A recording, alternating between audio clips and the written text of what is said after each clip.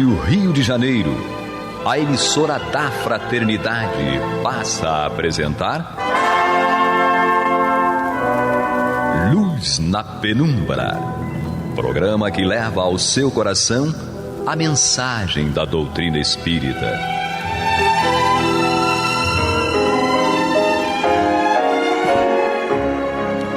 Olá, amigos ouvintes e internautas da nossa querida Rádio Rio de Janeiro.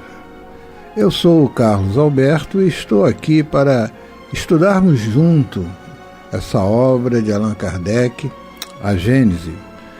E hoje nós estamos dando continuidade ao capítulo 17, Predições do Evangelho, o item 11, onde fala sobre a perseguição aos apóstolos.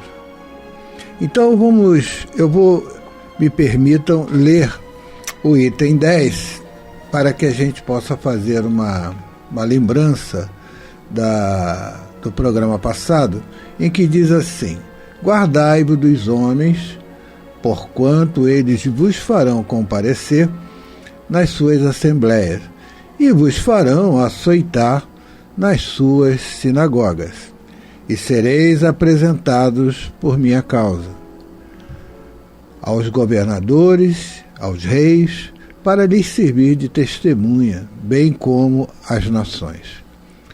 Essa passagem está em Mateus, no capítulo 10, versículos 17 e 18. E hoje o item 11 faz a seguinte referência, que está até no Evangelho de João, no capítulo 16, item 1 a 4, que diz: eles vos expulsarão das sinagogas, e vem o tempo em que aquele que vos fizer morrer julgará fazer coisa agradável a Deus. Tratar-vos-ão desse modo, porque não conhecem nem a meu Pai e nem a mim. Ora, digo-vos estas coisas, a fim de que, quando houver chegado o tempo, vos lembreis de que eu vos disse. João 16, 1 a 4. No item 12, ele diz: sereis traídos e entregues aos magistrados por vossos pais e vossas mães, por vossos irmãos, por vossos parentes, por vossos amigos, e darão morte a muitos de vós. Sereis odiados por toda a gente, por causa do meu nome. Entretanto, não se perderá um só cabelo de vossa cabeça. Pela vossa paciência é que possuireis vossas almas. Lucas, capítulo 21, versículos 16 a 19. E a 13ª, que é o martírio de Pedro: em verdade vos digo, que quando éreis mais moço, vos cingieis a vós mesmo, e ieis onde querieis. Mas quando fordes velhos, estendereis, melhor dizendo, as mãos, e outros vos cingirá e conduzirá onde não querereis ir. Ora, ele dizia isso para assinalar de que a morte de Pedro havia de glorificar a Deus. Passagem que está em João, no capítulo 21, versículos 18 e 19. Interessante essas predições de Jesus, fazendo referência à perseguição dos apóstolos. E quando nós vamos vendo toda essa trajetória, César, sobre essas predições realizadas pelo Senhor Jesus, nós vamos vendo que ele previu a sua morte, ele também prevê a destruição de Jerusalém, né? Enfim, Jesus tinha o dom da profecia, vamos dizer assim, num alto grau. Haja visto a evolução moral desse espírito. Tá? E com relação aos seus apóstolos, ele também faz essas previsões como forma de ajudá-los na trajetória que eles realizarão no Ide e Pregai. Porque o Ide e Pregai é importante, né?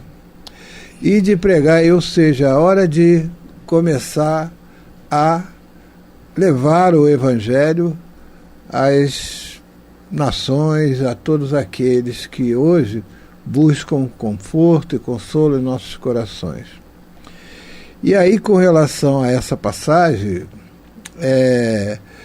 o que você pode nos trazer assim de importante nessas questões, até inclusive sobre a questão da mediunidade, né, de prever, né, a presciência, a predição, enfim.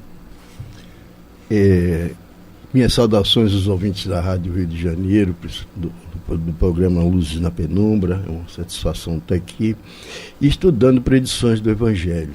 As predições do Evangelho, a gente precisa entender que já são anotações que se passaram com o Cristo e que foram reproduzidas, evidentemente, pelos 4 evangelistas. A gente vê algumas passagens aqui de João, Lucas, Mateus, então, e às vezes a gente também vê essas mesmas passagens citadas em vários desses apóstolos, às vezes em 2 ou 3 desses apóstolos que foram os evangelistas.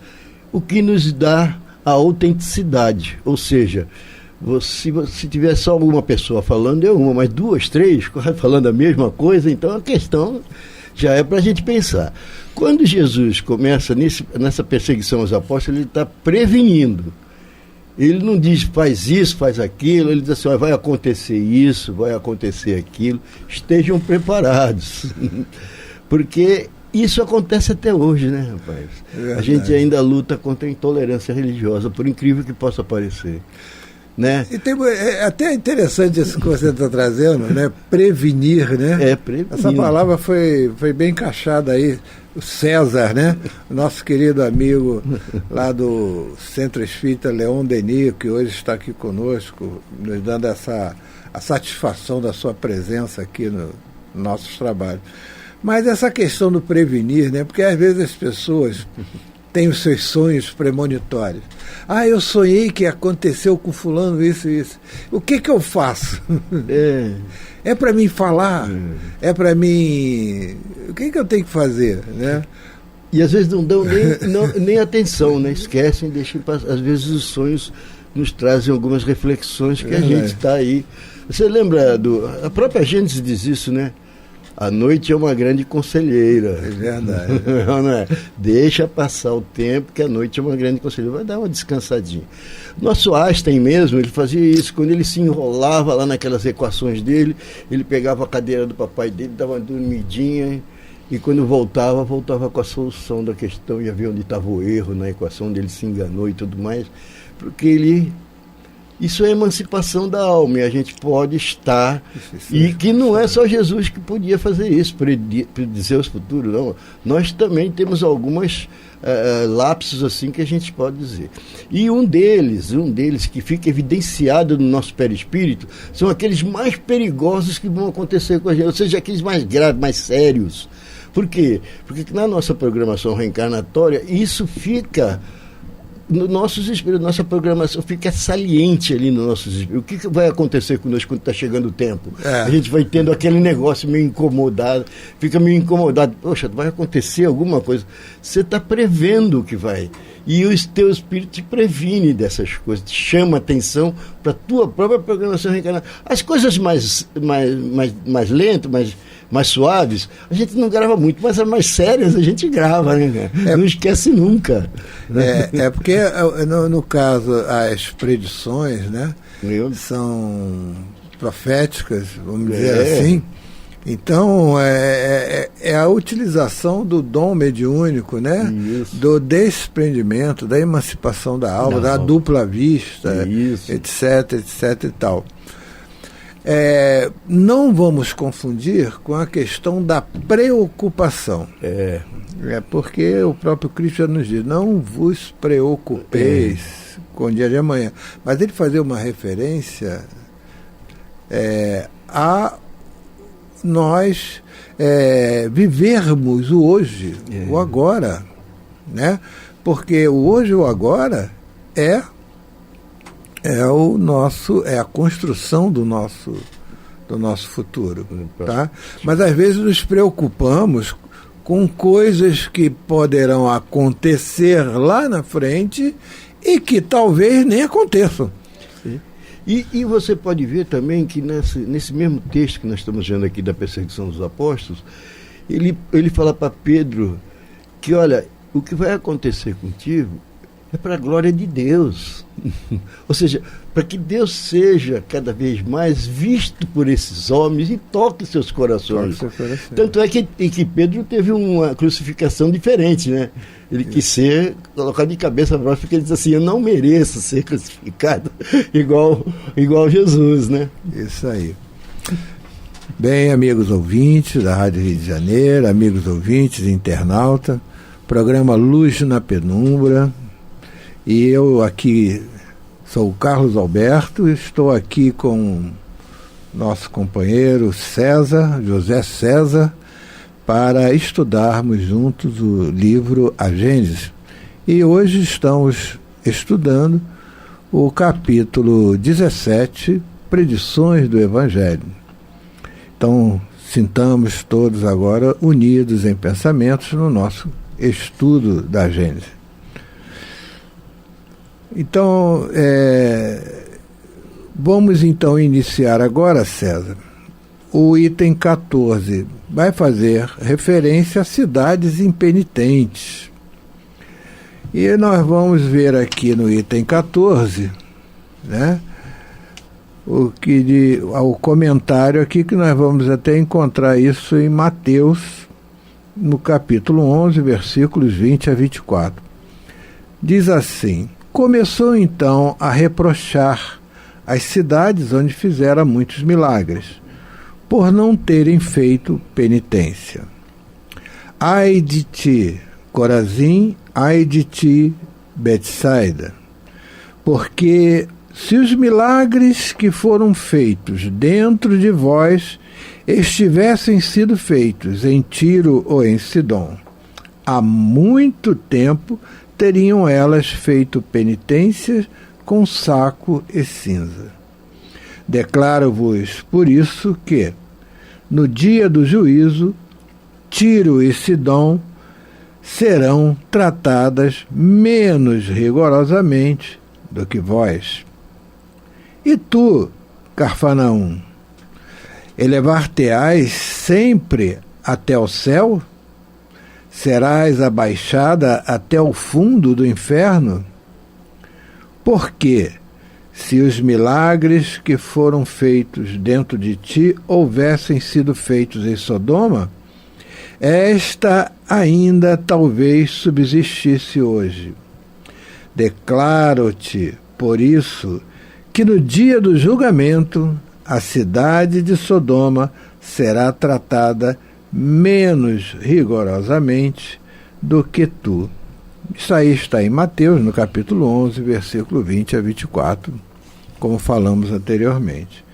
E aí nós vamos ver Jesus fazendo as predições das cidades impenitentes. Ou seja, aquelas cidades que não se davam conta, né, das suas questões morais, da sua moralização, da perversão que muitas vezes eram tidas como uma vida, né, de perversão realmente, que atrapalhava a evolução moral daquela cidade. Então Jesus fazia essa predição, fazia como uma forma de alertar. E lembrando que no juízo final Sodoma já passou pela sua expiação. né? Isso mesmo. E que todos aqueles que foram e que sofreram essa expiação da sua destruição, né, viveram o resgate de suas iniquidades. Então, no juízo final, eles terão sido libertados desse resgate. Então, fazia menção a isso para que essas cidades aonde ele fizera as suas curas, para que nós, naquele momento, naquelas cidades, pudéssemos perceber o fundo moral que aquilo trazia. E não com a base, porque às vezes o César pode até comentar comigo, às vezes nós vamos ver isso nos centros espíritas, né, dentro do espiritismo, pessoas que se voltam muito, eu acho muito linda a questão das manifestações, né, mas não se atentam o fundo moral que aquilo tem e o que aquilo está trazendo para você em termos de mudança de interior. Tem curiosidade numa coisa, mas não só curiosidade, né? Superficial, né? Não aprofunda o que aquilo traz. Assim foram as cidades impenitentes aqui, citadas aqui por Mateus, que quando Jesus passou por elas todas, ou seja, vocês tiveram todas as oportunidades, conversei, falei, fiz, e aí? Continuaram a mesma coisa, na diversão mundana, né? na questão materialista. E aí um dia vai chegar, e eu me lembro, rapaz, aí quando eu vejo essas coisas aqui das cidades penitentes, eu me lembro do Problema do Ser, quando Leon Denis começa ali falando, vi cidades destruídas. Ou seja, sempre teve aqueles que queriam mandar no mundo materialmente, né? Foi os impérios grego, romano, otomano, esses impérios antigos, todos eles foram caindo, como Jesus disse aqui, né?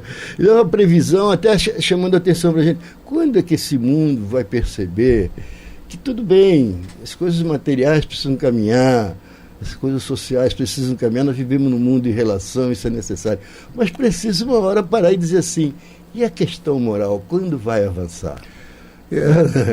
Então a gente vê o templo de Jerusalém, no qual ele predisse que iria ser destruído. Ia cair, né? Quem poderia dizer como esse templo vai construção daquela seria destruído? Ele não foi só uma vez, foram 2 vezes. Foi, né? 2 vezes. Entendeu? Mas ali, porque Jerusalém, como a própria Gênesis, nós estudamos na Gênesis, foi talvez o lugar onde Jesus menos operou suas curas, né? Pela falta de fé das pessoas. Exatamente. E o mais interessante aí, que eu também acho assim, que essas cidades imensas, elas tinham um objetivo de atrair ali, era mercadores, aquelas coisas todas, e aqueles templos imensos, para quê? Para arrecadação, tanto é que Jesus se aborrece, eu falo se aborrece, não briga nem nada, mas se aborrece de ver o templo às vezes sendo utilizado para coisas que não vai rugar. Consequentemente, essas cidades, essas localidades, ele chama atenção. E ele chama atenção, se a gente trazer para os dias de hoje, a gente diz assim, caramba, mas até hoje a gente tem esse problema de uma hegemonia de uma nação pela outra. Nós não conseguimos viver ainda como irmão 2000 anos, rapaz. E a gente tem mais de 100 guerras ainda no mundo hoje. Hoje ainda, isso mesmo. Mais de 100 guerras acontecendo. A gente só está vendo a Ucrânia e a Rússia aí, mas a gente tem mais de 100. Muitos conflitos aí internos de países e tudo mais. E às vezes até em nome de Deus e da religião. Como é que pode? Esse Deus ainda é vingativo desse jeito, matando os outros? Não é possível. Então, isso está se refletindo através desse conselho. E você vê o seguinte, quando você fala sobre... Jesus não se aborrece, né? Tu botou aí entre aspas, né? Claro. Mas na realidade, Jesus era tolerante. Mas não era conivente. Não. Não, por isso chamava atenção. Ele não era conivente com erro, né? Então ele chamava atenção, claro, um espírito altamente elevado, a sua forma, mas ele tinha uma energia. Verdade. Quando ele mostrava o caminho certo para nós. Tá? Então as suas palavras vinham dotadas de uma energia, mas não uma brutalidade, né? Magnetismo forte, né? Magnetismo forte. Então é isso aí, né? Então a gente quando vai fazendo esse estudo, nós vamos ver que logo no 15 vai falar justamente sobre a destruição do Templo de Jerusalém, isso, né? Isso. Então eu vou ler o número 15, nós até já chegamos a fazer o comentário, que ele vai dizer assim: e quando Jesus saiu do templo para ir embora, seus discípulos se acercaram dele para lhes fazerem notar a estrutura e a grandeza daquele edifício. Ele, porém, lhes disse: vede todas essas construções? Digo-vos em verdade, que serão de tal maneira destruídas que não ficará pedra sobre pedra. Isso está em Mateus capítulo 24, versículos 1 e 2. E aí na 16, em seguida, tendo chegado perto de Jerusalém, contemplando a cidade, ele chorou por ela, dizendo: se ao menos nesse dia que ainda te é concedido reconhecesses aquele que te pode proporcionar paz, mas agora tudo isso se acha oculto a teus olhos. Tempo virá, pois, para ti, desgraçada, em que teus inimigos te cercarão de trincheiras, te encerrarão e apertarão de todos os lados, em que te deitarão por terra, a ti e a teus filhos, que estão dentro de ti, e não te deixarão pedra sobre pedra, porque não reconheceste o tempo em que Deus te visitou. Lucas capítulo 19, versículo 41, 44. Está aí a predição de Jesus com relação ao Templo de Jerusalém. E nós agradecemos a participação hoje do nosso amigo César aqui, né? E a todos a nossa comunhão de pensamento nesse estudo dessa obra maravilhosa que é o livro A Gênese de Allan Kardec. E um abraço feliz, um abraço a todos os nossos ouvintes e internautas, e até a próxima semana. Você está ouvindo pela Rádio Rio de Janeiro o programa Luz na Penumbra.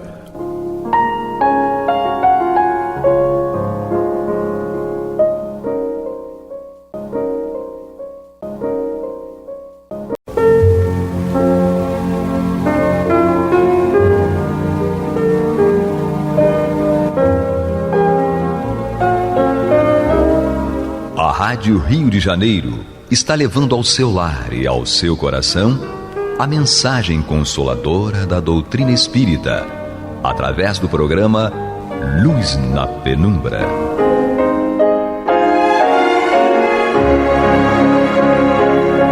E agora com vocês, Nádia do Couto Vale, para comentar o céu e inferno ou a justiça divina segundo o Espiritismo, da obra codificada por Allan Kardec. Amados e amadas ouvintes e internautas, que a paz de Jesus permaneça conosco hoje e sempre, muito especialmente nesta hora em que estamos reunidos em torno da mensagem de Jesus e da codificação de nosso querido codificador Allan Kardec, aqui pela Rádio Rio de Janeiro, a emissora da Fraternidade, neste programa Luz na Penumbra, estudando esta obra, O Céu e o Inferno, a Justiça Divina segundo o Espiritismo.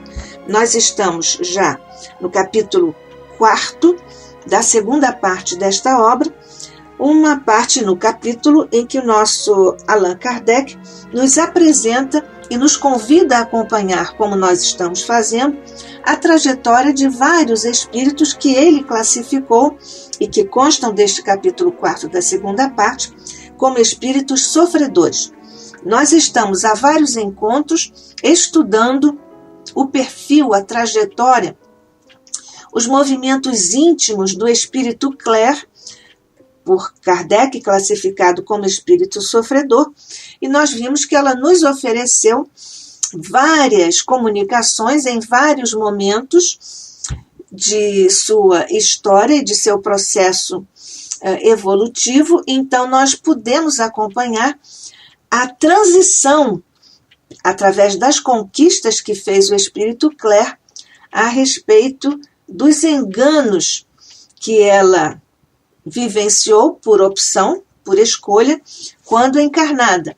Era bonita, rica, mas frívola, indiferente, egoísta, e por isso ela também atravessou pelos mecanismos do automatismo da lei para a nossa evolução.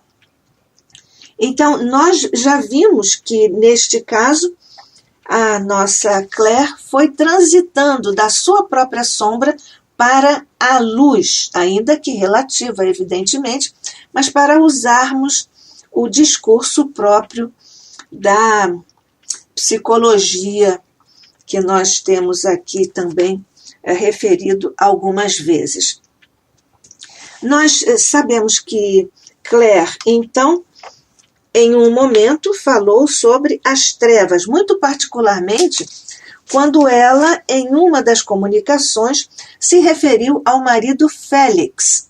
Félix, um homem que, aliás, não foi bom marido, Claire sofreu muito nesse convívio, e era um homem sensual, egoísta, materialista, e, portanto, não se interessava por absolutamente nada que dissesse respeito à sua vida como espírito imortal, razão pela qual sofreu as consequências desse isolamento e do oposto à luz a que ele podia ter tido acesso, e nós todos temos acesso, mas então ele ficou em trevas. Essa é uma informação que nos é trazida através de Claire em uma das comunicações, que ela, aliás, quando citou o fato, porque nós sabemos que a nossa memória nos faz reviver tanto as experiências positivas, alegres, felizes, quanto as negativas, tristes, infelizes. E então, como ela tinha tido uma experiência até de dor com o seu marido Félix, ela, pela emoção que aflorou, não conseguiu terminar a comunicação dando essas informações, e então o tema foi desenvolvido por um outro espírito. E nós aqui vemos já, então, uma interessante questão na transição das trevas para a luz. A própria Claire também dá um depoimento sobre o que seja treva, porque ela diz que viveu também isto. E nós aqui estudamos juntos essa passagem. Na verdade, sobre trevas em que se acham mergulhadas certas almas sofredoras, nós vimos que elas são, aliás, referidas nas Escrituras. São Luís responde essa questão dizendo que as trevas são as providências ou as consequências designadas por Jesus e pelos profetas relativamente ao castigo dos maus. As trevas, portanto, são uma figura alegórica. A alegoria das trevas é exatamente para ferir os sentidos materializados dos contemporâneos, de Jesus, naturalmente, e também dos nossos queridos companheiros lá no século em que nós estamos na Sociedade Espírita de Paris, mas também atualmente, porque é preciso que alguma coisa vá ferir os sentidos materializados das pessoas, porque essas pessoas não entenderiam a punição de maneira espiritual. Isso aconteceu à época de Jesus, aconteceu à época de Kardec e ainda hoje acontece, mas nós espíritas temos a bênção desses esclarecimentos. Portanto, os espíritos mergulhados nas trevas, essa é repetimos, a figura para a noite da alma, uma noite da alma, comparada naturalmente à obscuridade intelectual do idiota, aquele que usou tão mal a sua inteligência que reencarna no campo da idiotia, que é uma enfermidade, não confundir com a acepção que nós usamos quando comentamos que fulano é um idiota apenas para menosprezá-lo. Não é esse o uso que se faz normalmente, popularmente. Então, mas a noite da alma, as trevas, não são uma loucura da alma. A alma não está louca. Mas na verdade, a treva é uma inconsciência.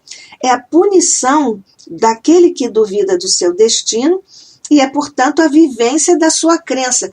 Como Félix, materialista, não acreditava em absolutamente nada, ele então vive esse nada na escuridão. Lembrando que a resposta dos espíritos orientadores da humanidade ao nosso querido Kardec, pergunta que tomou o número 958, os espíritos superiores respondem ao nosso querido codificador que o nada não existe. E nós vemos aqui a comprovação quando Félix estava na treva e estava ali vendo que o nada não existe. Uma crença que ele tinha, certamente, como materialista que era. Mas então, o que é? É a ignorância, é o afastamento da lei, portanto, é o afastamento da luz, porque Deus é a luz, Deus é a lei, portanto, é esse afastamento. No fundo, sombra e treva são criações mentais inferiores, de mentes doentes, enfermiças. Mas tanto a sombra quanto a treva são conversíveis, quer dizer, elas podem se reverter em luz, que é um conforto para o espírito, exatamente pela ação da química dos pensamentos, que são pensamentos, e se forem os pensamentos harmoniosos e os sentimentos bons, elas fazem tanto os pensamentos harmoniosos e os sentimentos bons, essas químicas fazem com que a treva e a sombra se transformem em luz, que na verdade vai depender também da capacidade, da possibilidade do espírito. Porque no fundo os espíritos têm uma capacidade, tanto física quanto psicológica quanto moral, de emitir luz, claridade, todos os espíritos, que estão sempre mergulhados na luz em ambos os planos da vida. Consequentemente, isso se torna uma claridade que conforta, que reconstitui o campo mental, o campo moral, o campo da sensibilidade do espírito, encarnado ou desencarnado. Mas essa claridade é insuportável para os espíritos que se opõem à luz e ao bem. Nós, muitas vezes, ouvimos a expressão filhos da luz, ou seja, referindo-nos às consciências iluminadas pelo bem, que sempre são mais poderosos que os filhos da treva, ou seja, essas consciências ensombrecidas pelo crime, pelo materialismo, pela maldade, enfim, nessa perspectiva, porque através das ondas eletromagnéticas, as vibrações do pensamento têm sempre efeitos luminosos e geram luz quando são filhos da luz. E têm naturalmente particulares, frequência, intensidade, coloração, tonalidade, brilho e poder, e peculiares de acordo com a sua natureza, a sua força e a sua elevação. Referindo-nos aqui agora ao espírito que é portador essa conjugação de vibrações dos pensamentos. Então, na verdade, o nosso entendimento como espíritas é exatamente esse. Claire também vem responder essa pergunta sobre trevas, como nós já lembramos aqui. Ela própria diz que ela pode falar sobre isso porque vagou e sofreu por muito tempo nesses limbos onde tudo é soluço, onde tudo é miséria. Então, nós vemos aqui o nível de compreensão a que Claire já tinha chegado quando deu essa comunicação. Na verdade, Claire já era inteligente quando encarnada e, portanto, não lhe foi tão difícil, através da análise do que lhe acontecia e certamente também através das orientações, das conversas, do acompanhamento de bons espíritos, ela chegou a essa situação. E nós vemos, então, nessa particularidade, nós vemos que há uma situação muito particular, porque após falar das trevas, nós temos aqui uma observação de Kardec, ainda sobre este ponto, a respeito da questão das trevas, obtivemos a seguinte explicação, diz Kardec. Por sua natureza, possui o espírito uma propriedade luminosa que se desenvolve sob o influxo da atividade e das qualidades da alma. Exatamente o que acabamos de dizer a respeito das possibilidades que tem o espírito quando as vibrações de seu pensamento têm efeitos luminosos, se são pensamentos bons, portanto, gerando luz. E tem essa frequência, intensidade, tonalidade, brilho, poder, coloração, tudo de acordo com a sua natureza, a sua força e a sua elevação. Força, natureza e elevação, que tem aqui os programas que tem a programação da Rádio Rio de Janeiro, através de cujas ondas fraternas nós agora nos comunicamos, eu, Nádia do Couto Vale, e você, amigo, amiga, ouvinte, internauta, estudando aqui o céu e o inferno, a justiça divina segundo o Espiritismo, dando sequência às nossas reflexões a respeito do Espírito Claire e sobre a questão das trevas, e agora com um comentário adicional, sempre muito precioso, do nosso querido codificador Allan Kardec. Ele diz, além dessa questão da natureza do espírito, a propriedade luminosa, ele disse, poder-se-ia dizer que essas qualidades estão para o fluido perispiritual como friccionamento para o fósforo. Por tudo que nós já vimos, está no perispírito essa, digamos, sede, esse locus dessas vibrações, desses pensamentos. Então, as menores imperfeições morais atenuam e enfraquecem essa intensidade da luz que está na razão direta da pureza do espírito. Quanto mais puro, mais luz, evidentemente. Quanto menos puro, essa luz vai se tornando menos forte, portanto mais opaca, até que os espíritos muito comprometidos ficam nas trevas, na escuridão. Por que, diz Kardec, a luz irradiada por um espírito será tanto mais viva quanto maior o seu adiantamento. Assim, sendo o espírito de alguma sorte o seu próprio farol, verá proporcionalmente a intensidade da luz que produz. Portanto, do que resulta que os espíritos que não a produzem acham-se na obscuridade, portanto, na treva. Kardec aqui ainda diz que esta teoria é perfeitamente exata quanto à irradiação de fluidos luminosos pelos espíritos superiores e é confirmada pela observação, conquanto se não possa inferir seja aquela a verdadeira causa, ou pelo menos a única causa do fenômeno. Primeiro, e aqui Kardec nos dá ainda informações preciosas que ele acrescenta aqui, e nós aqui destacamos os seguintes pontos.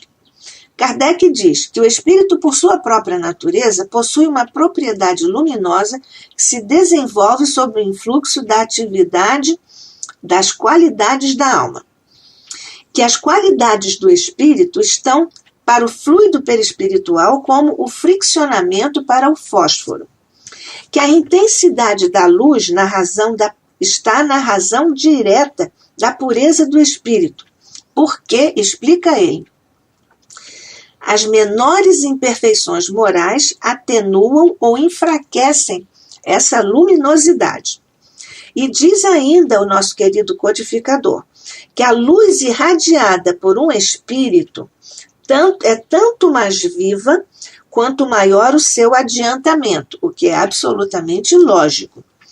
E que o espírito, sendo seu próprio farol, verá proporcionalmente à intensidade da luz que produz do que resulta que os espíritos que não produzem essa luz, pelos bons pensamentos, pela prática da caridade, por isso fora da caridade não há salvação, esses espíritos acham-se então na obscuridade. Portanto, essa é uma informação exata quanto à irradiação de fluidos luminosos pelos espíritos superiores. No entanto, cada caso é um caso. Kardec, então, apresenta 4 condições em que os espíritos inferiores se podem encontrar, porque, então, todos os espíritos estão sempre na obscuridade ou na luz, e isso depende muito, essa sutileza que está posta aqui, agora, por Kardec, a respeito das condições dos espíritos inferiores. Diz-nos ele aqui, nesse adendo que nos traz. Nem todos os espíritos inferiores estão em trevas, mas nós vemos que possivelmente a maioria sim. Diz-nos ainda Kardec que um mesmo espírito pode alternadamente estar na luz e na obscuridade. Isso tudo porque a lei deve considerar que estar na luz acende algumas memórias, algumas reflexões do espírito e depois ele cai na consequência que é a obscuridade ou a trevas. Diz-nos ainda Kardec que a luz também é castigo para os espíritos muito imperfeitos. Aqui o castigo pela luz, que aliás é o título que Kardec imprimiu a um depoimento em outro capítulo que nós ainda vamos estudar juntos aqui no Luz na Penumbra, o espírito Lapomré está aqui relatado que sofreu ou atravessou o castigo pela luz. Uma outra condição que Kardec aqui destaca para nós a esse respeito é que, às vezes, os espíritos perversos são mais requintados e veem perfeitamente. Portanto, muitos espíritos perversos que deveriam, por essa orientação geral, estar em trevas, mas eles não estão em trevas. Isto porque eles têm um requinte no raciocínio e eles, então, naturalmente desenvolvem, direcionam isso para a prática do mal. Então, muitos espíritos, muitos perversos, veem perfeitamente, portanto estão na luz ou na luminosidade, não na luz que lhes seja própria, mas na luminosidade, na claridade, e em contrapartida, outros espíritos que não são tão perversos ficam temporariamente em trevas profundas, como é o caso aqui de Félix. Segundo entendemos pelas informações dos espíritos, ele não está na categoria de um espírito requintadamente perverso. Mas então ele estava em trevas. Porque a obscuridade, na verdade, de certos espíritos, não é inerente à sua personalidade. Nós vimos aqui que a personalidade ditou aquela marca ou aquela história da encarnação de Félix e também de Claire e dos outros espíritos que já estudamos. Mas essa obscuridade não é inerente, ou seja, não é parte que constitui o espírito, a personalidade do espírito. Do contrário, a obscuridade seria permanente para todos nós. Então, não é permanente a obscuridade e, portanto, também não é geral para todos os maus espíritos. Aliás, isso não acontece mesmo desse ponto de vista. E Kardec, então, nos diz exatamente a esse respeito que, ao que tudo indica, essa questão da luz própria está aqui bem explicada por ele próprio, e ele, assim, conclui essa parte que ele acrescenta após o esclarecimento de Clare. Ele diz assim: tudo indica que, independente da luz que lhes é própria, os espíritos recebem uma luz exterior que lhes falta segundo as circunstâncias, donde força é concluir que a obscuridade depende de uma causa ou de uma vontade estranha, constituindo posição especial da soberana justiça para casos determinados. Portanto, cada caso é um caso, exatamente como nós já lembramos aqui. E o espírito, independentemente da luz que lhe seja própria, esteja ela manifesta na claridade, ou esteja ela apagada, esteja ela, digamos assim, abafada pela circunstância do momento evolutivo em que está o espírito e em que esteve naquela encarnação.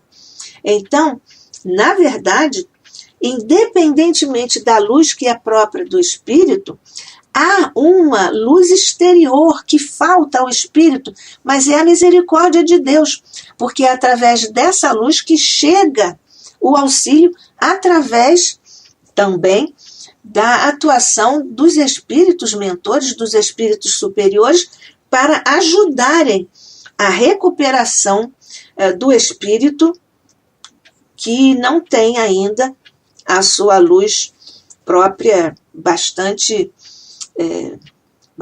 clara, digamos assim, bastante presente. Portanto, a obscuridade depende de uma causa ou de uma vontade estranha, que é essa luz exterior, constituindo, então, uma punição especial da soberana justiça para casos determinados ou não.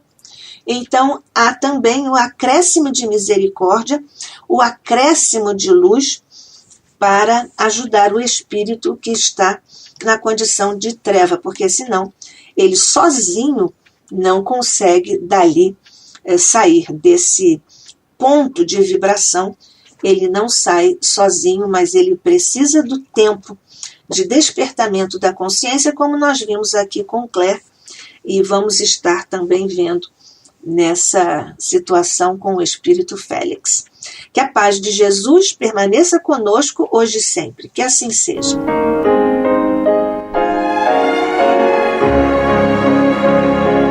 E vamos ouvir agora a prece de encerramento de nosso programa, na voz de Geraldo de Aquino. Jesus, dá-nos coragem para a luta, piedade para os insultos e misericórdia para as injustiças e ingratidões.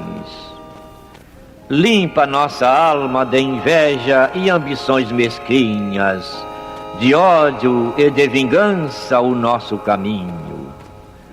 E que dentro em pouco, ao recolher-nos de novo ao calor do nosso leito, para que o sono nos dê a paz e o esquecimento das tristezas humanas, possamos sentir, Senhor, no mais íntimo de nosso ser, a doçura indefinível do Teu amor e a grandeza incomparável da Tua divina presença.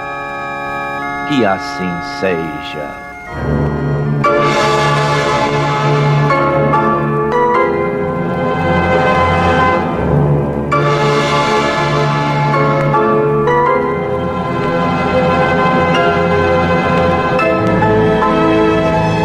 Acabamos de apresentar o programa Luz na Penumbra, e voltará a ser apresentado amanhã às 21 horas nesta emissora.